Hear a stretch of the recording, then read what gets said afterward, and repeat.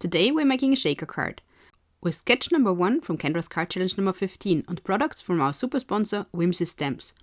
I'm using candy hearts as shaker bits. This video is part of a giveaway hub, so stay tuned for more information.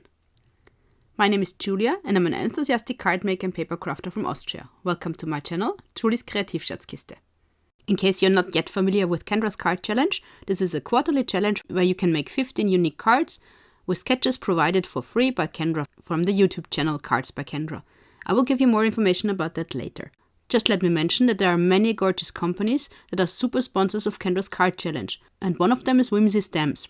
Whimsy Stamps has generously provided a gift certificate to me and some design team members, and I use this certificate for digital products, which we will be using today.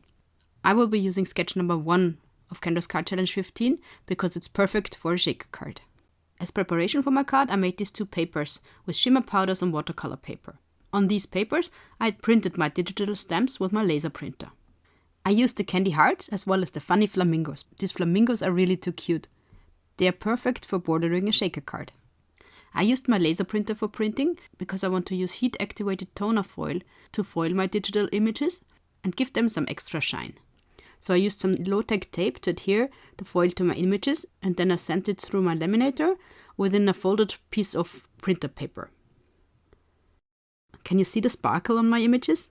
I think that's just gorgeous. So these are the papers I printed out. They are from the Wonky Circles digital paper set. I really like them, and I think they fit perfectly to our self-made background papers. For cutting out our digital images, there are 2 possibilities. First, you can use your electronic cutting machine if you have one. I have a Brother Scan and Cut and I tried, and most of the hearts were cut out. Some weren't, which I cut then out by fussy cutting. Fortunately, hearts are not too difficult to cut out. Aren't these candy hearts not looking gorgeous? They always remind me of my childhood because I really loved to eat them. The flamingos were also not that difficult to cut out.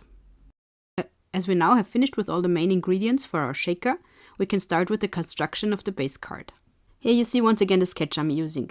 This white square in the middle, that's going to be my shaker pouch.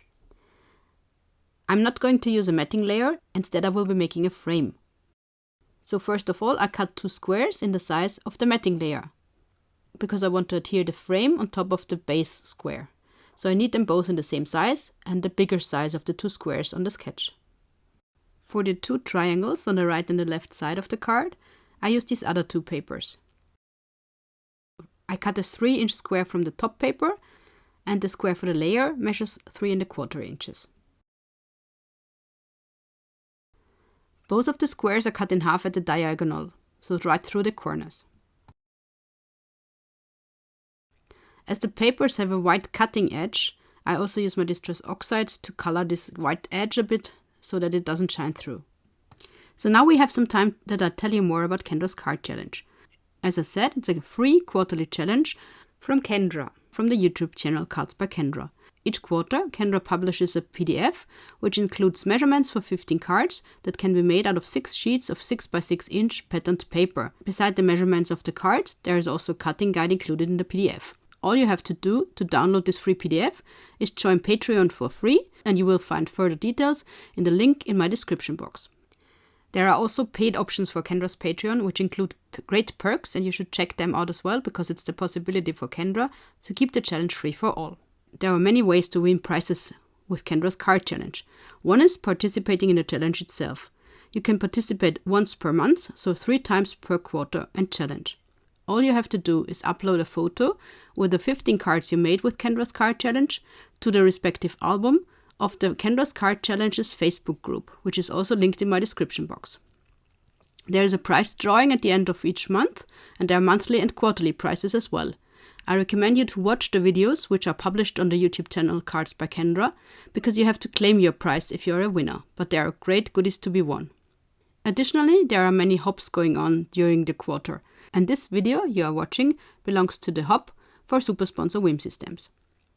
There is a playlist linked in my description box where you can see all the other videos participating in this hop, and I really encourage you to check them out because I'm sure my design team colleagues will give you great inspiration as well. In order to win a digital prize from Cards by Kendra, you have to fill in the form, which is also linked in my description box. The deadline to fill in the form is July 30th, 2024. The winner will be randomly chosen and announced on the Cards by Kendra community tab on YouTube. Good luck! So in the meantime, you saw me making the frame from the second square, which we cut out of the papers. In order to have some height within my shaker, to enable my candy hearts to move freely within the shaker, I made 2 more of these frames out of white paper. In order that the white doesn't shine through, I also colored them with distress oxide. I then glued these 2 white frames on top of each other and on top of my back square.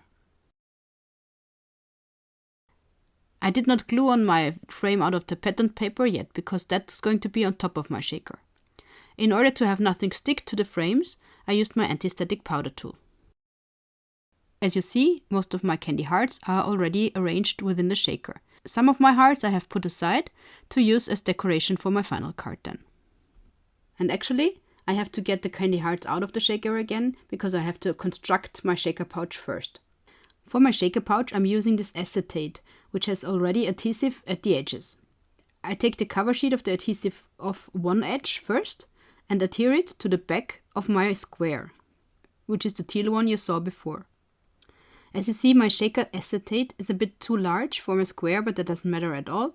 I just fold it exactly at the edges of my square and adhere it to the back.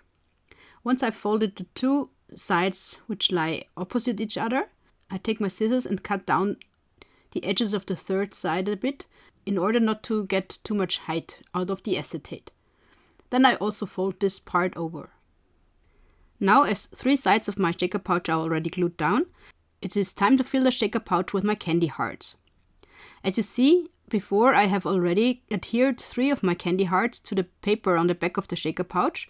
I did that so that not automatically all of the candy hearts will be at the bottom of the shaker. Alright, when all my candy hearts are in the shaker pouch, then it's time to glue the 4th side down as well. I burnished the edges once again very well of the shaker pouch in order not to get too much dimension. The candy hearts are moving freely, so all is well.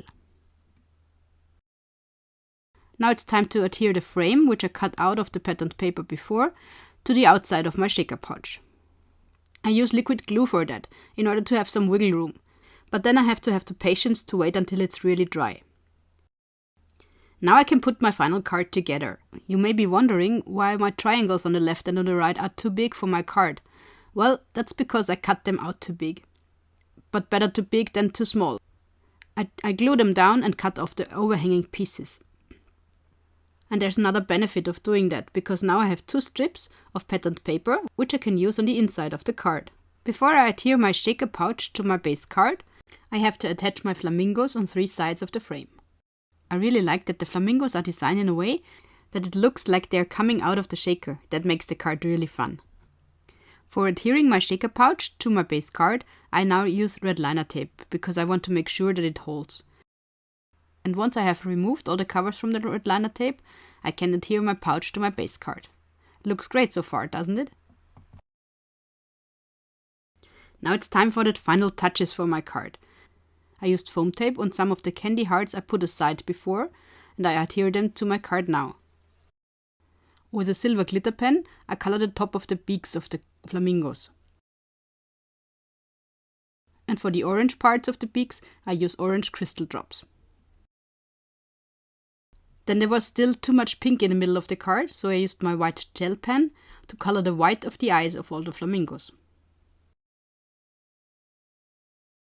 So this is my finished card for today. I hope you like it. I really enjoyed working with the digital products from super sponsor Whimsy Stamps.